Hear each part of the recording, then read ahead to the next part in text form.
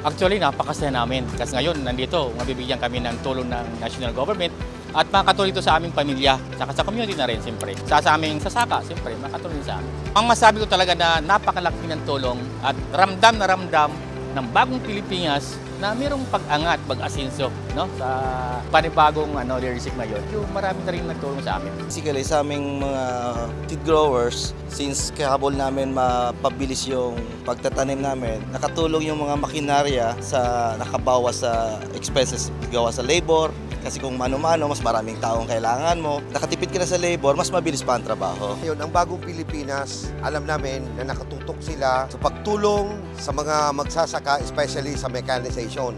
Ito ay isang programa na nakakapagaan talaga at nakakapagbigay ng maraming produkto sa mga farmers at saka sa mga kooperatiba sa ngayon ay talagang umuunlad na ang kanilang buhay.